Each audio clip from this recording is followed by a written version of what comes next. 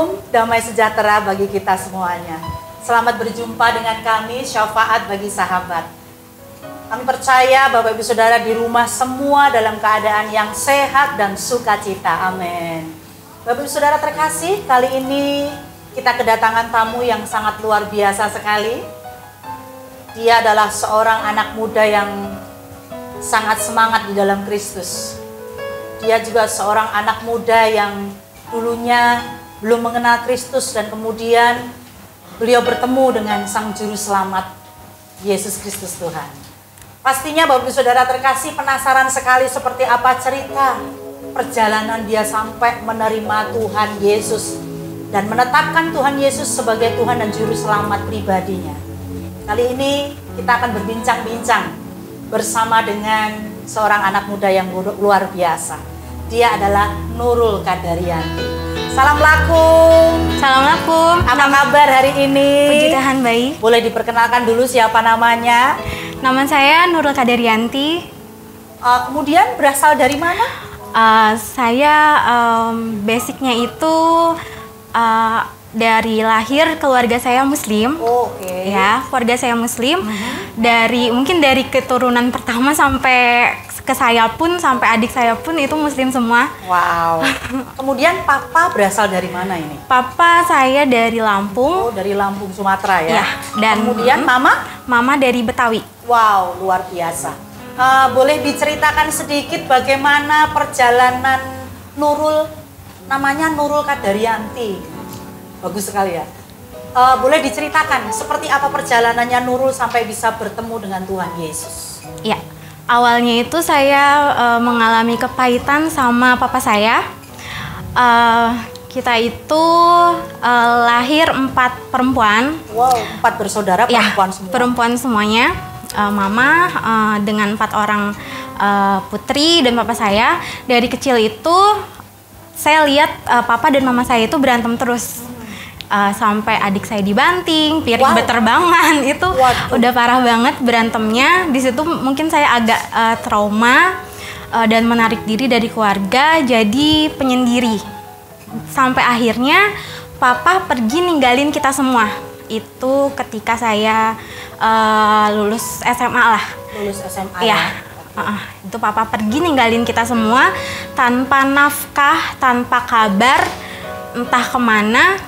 Ya kita 5 orang perempuan itu harus survive sama hidup kita. Mulai dari pekerjaan rendah sampai apapun kita lakukan, sampai caci maki, hinaan dari orang-orang itu kita terima dan itu membekas di hati saya dan itu menjadi dendam. Oke, boleh saya tanya sedikit? Tadi Nurul ceritakan bahwa bekerja apa saja gitu dari yang bawah. Nah, waktu itu Nurul itu masih sekolah di SMA ya? Ya. Nah, apakah Nurul waktu itu membantu orang tua, membantu mama untuk bekerja atau seperti apa? Ya, karena kebetulan saya anak pertama, jadi tulang punggung juga, saya pasti otomatis bantu mama saya mulai dari pekerjaan yang freelance, bagi-bagi brosur, atau saya ngajar les private buat anak-anak itu semua saya lakuin untuk mama dan juga adik-adik saya. Lalu mama waktu itu bekerja sebagai apa itu? Mama ibu rumah tangga dan mama akhirnya buka warung. Oh begitu. Ya. Nah selanjutnya seperti apa perjalanannya Nurul? Terus membantu orang tua, kemudian bekerja sebisanya gitu, ngeles dan lain sebagainya. Karena di situ saya ngerasa kecewa banget sama papa saya udah ninggalin kita semua. Saya mendendam bertahun-tahun. Di situ saya punya keinginan untuk bangkit. Nggak bisa nih kalau kayak gini terus. Saya anak pertama, saya harus angkat derajat keluarga saya. Akhirnya saya kerja, saya sekolah, saya rajin, dan akhirnya saya lulus dengan nilai bagus.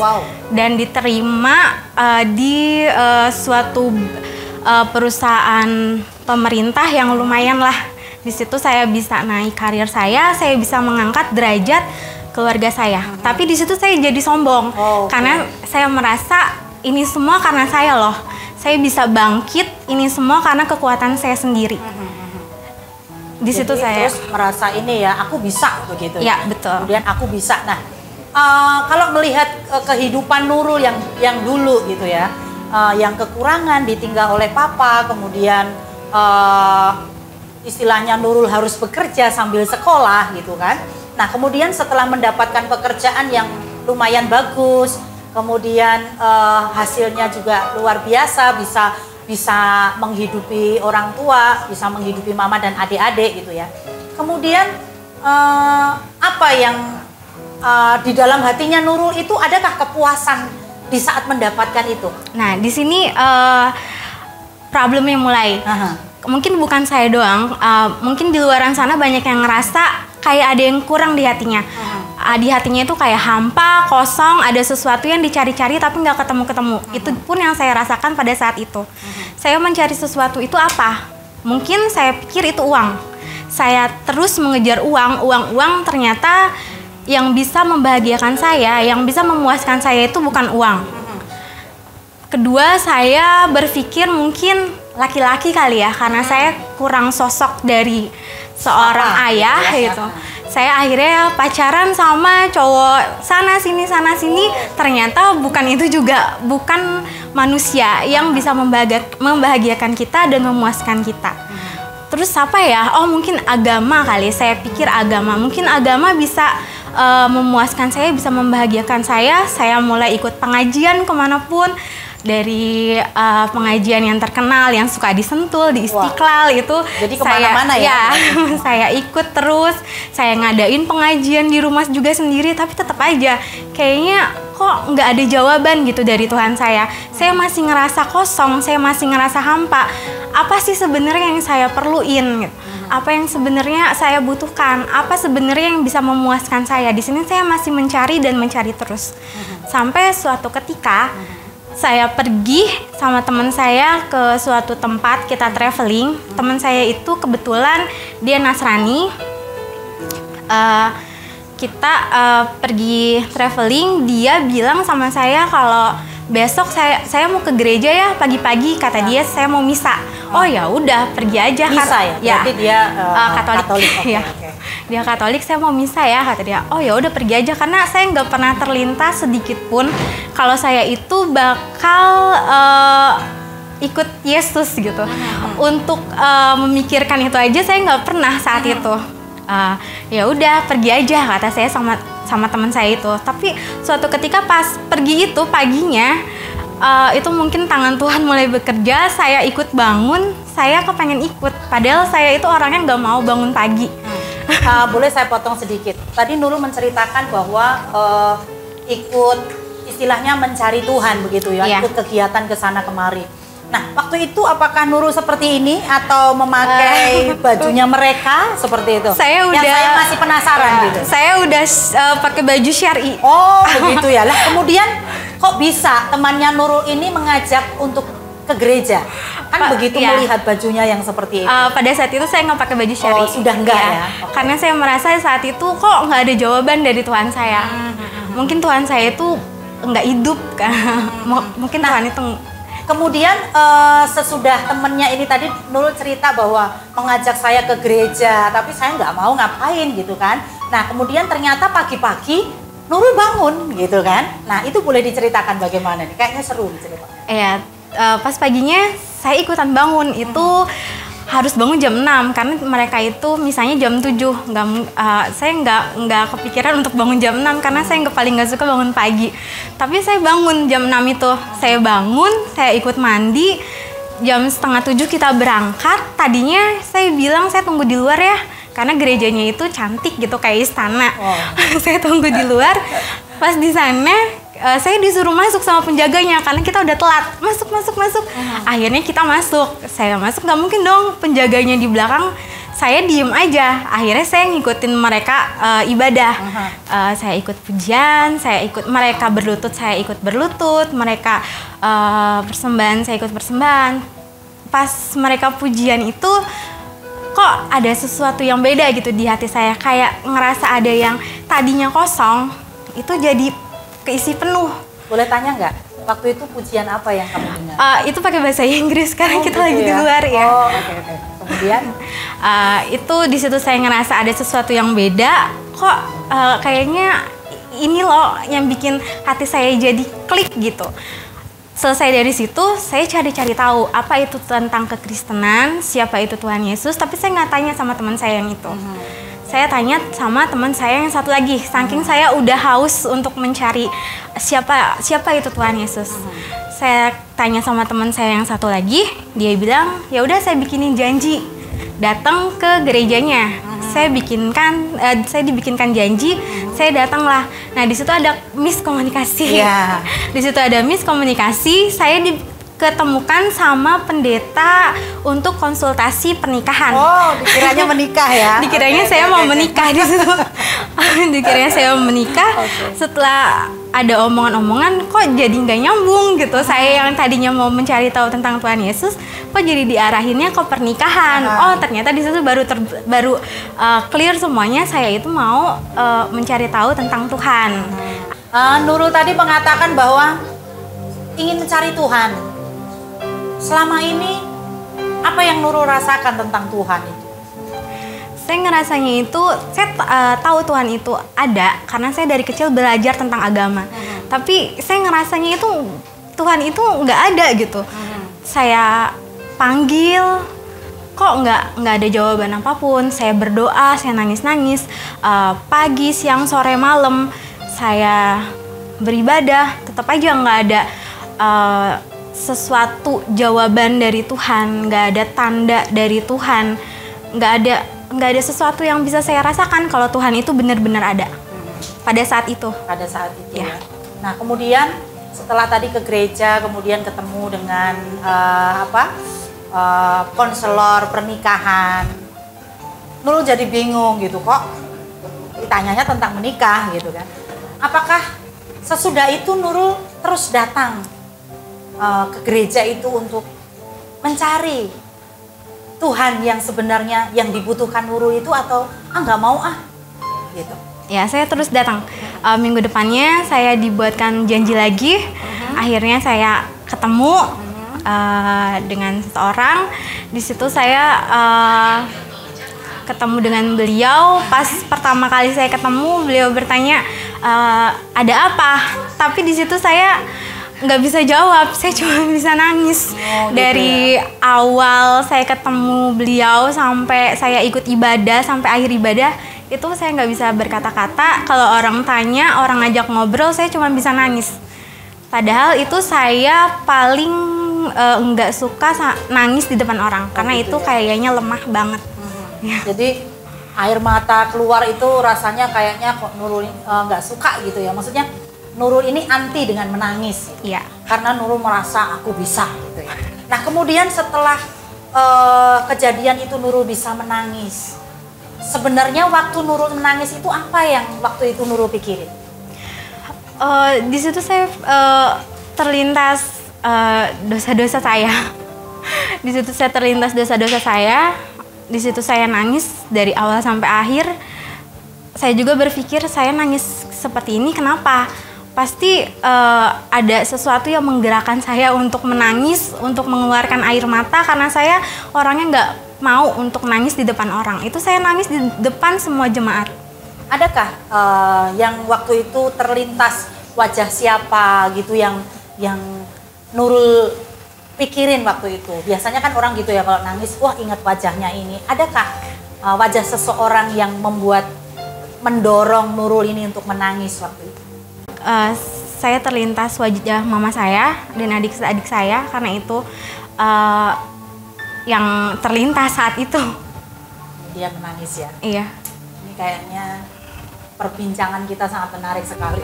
Masih banyak sekali yang saya ingin tahu seperti apa sih sebenarnya perjumpaan pribadi Nurul ini dengan Tuhan gitu. Bolehkah sedikit cerita bagaimana perjumpaan pribadinya Nurul dengan Tuhan? Sejak saya menangis itu, saya berpikir, ini kenapa saya bisa menangis? Pasti ada sesuatu yang menggerakkan hati saya. Di situ setelah selesai ibadah, saya didoakan untuk terima Tuhan. Ada firman Tuhan, bukan engkau yang mencariku, tetapi akulah yang memilihmu. Ya, bukan kamu yang memilih aku, tapi Ya. aku yang memilih kamu. Itu di situ saya sadar kalau ternyata selama ini saya itu kuat bukan karena saya sendiri, tapi karena ada sosok di balik itu semua, yaitu sosok Tuhan. Nah, Nurul cerita bahwa itu adalah sosok Tuhan. Jadi Nurul sudah meyakini bahwa itulah sosok Tuhan yang sudah menjamah Nurul waktu itu. Nah, kemudian apa usahanya Nurul untuk selalu mencari sampai Nurul bertemu dengan Tuhan Yesus? Ya, saya ikut bimbingan, saya ikut katekisasi, saya terus mencari tahu tentang Tuhan. Pada saat katekisasi itu yang diajarkan pertama kali itu tentang mengasihi dan mengampuni. Dengar kata mengasihi, di situ saya langsung ingat papa saya yang udah 10 tahun saya nggak pernah tahu kabarnya gimana. 10 tahun nggak tahu Ya, kabarnya ya? Udah 10 tahun saya nggak tahu kabarnya di mana. Itu saya langsung ingat papa saya langsung berucap, Tuhan, saya mengampuni papa saya. Walaupun itu berat banget, tapi kan sebagai anak Tuhan kita harus mengampuni. Itu yang paling berat di hidup saya, mengampuni papa saya. Tapi itu harus. Oke. Kayaknya kita penasaran banget ya seperti apa ceritanya. Saya hanya mendengar saja, saya juga pengen nangis gitu. Tapi apa daya, waktu sudah mengharuskan kita berpisah, Bapak Saudara. Dan kita akan berjumpa lagi dengan Nurul di episode selanjutnya. Saya masih pengen sekali menggali anak muda satu ini seperti apa sih sebenarnya sampai dia cinta sama Tuhan gitu. Bapak Ibu Saudara, di ujung acara malam hari ini kita akan sama-sama berdoa. Kita akan sama-sama berdoa syafaat untuk semua saudara-saudara kita. Kita mau angkat satu pujian yang sangat luar biasa.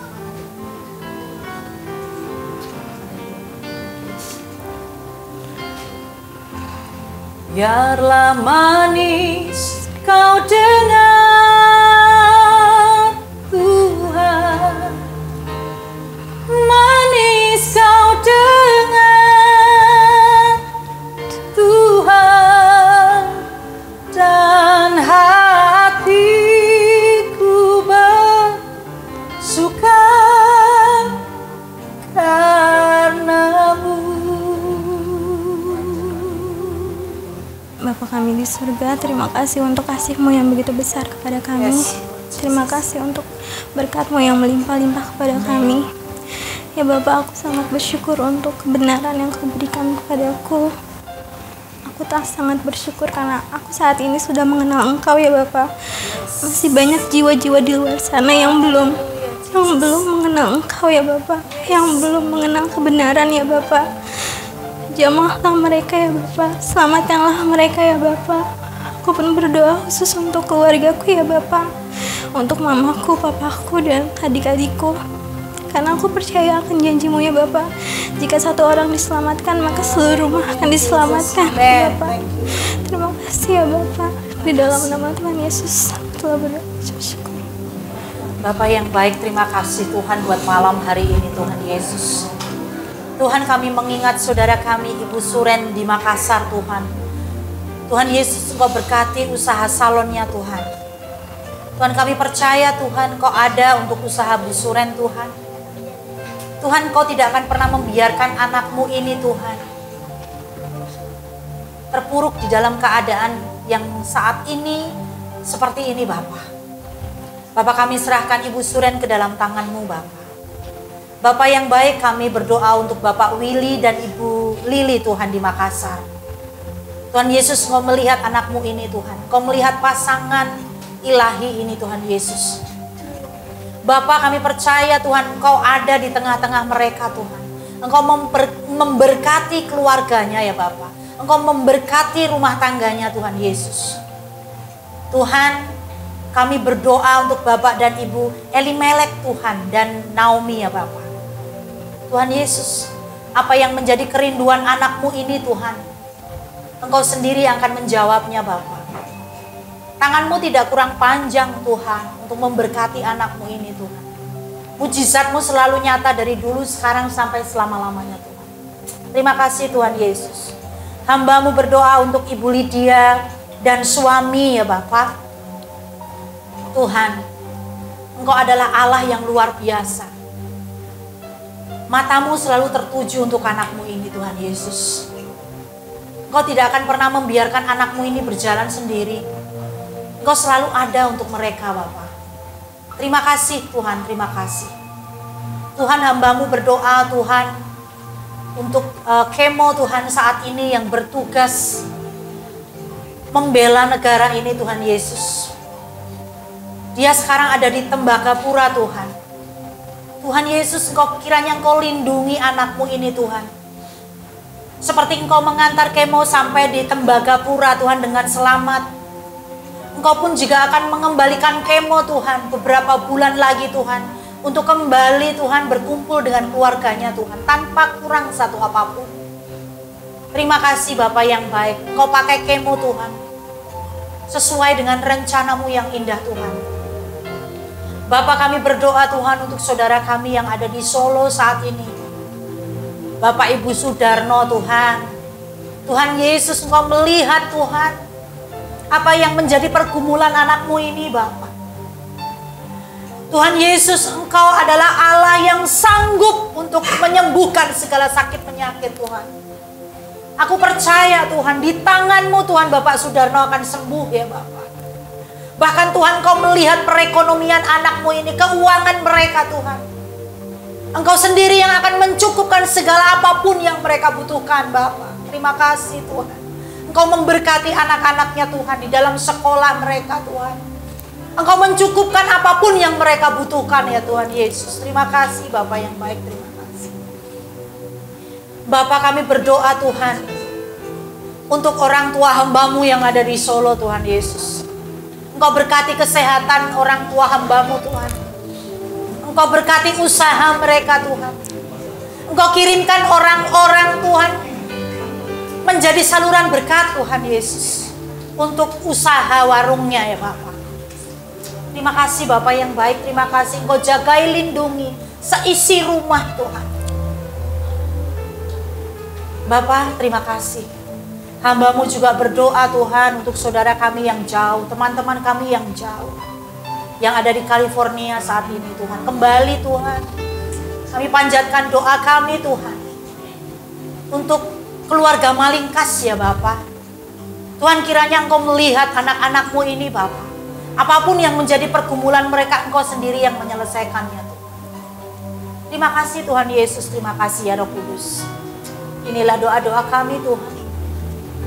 Kami alaskan hanya di dalam nama Tuhan Yesus Kristus. Kami sudah berdoa dan mengucap syukur. Haleluya. Amin. Bapak Ibu Saudara,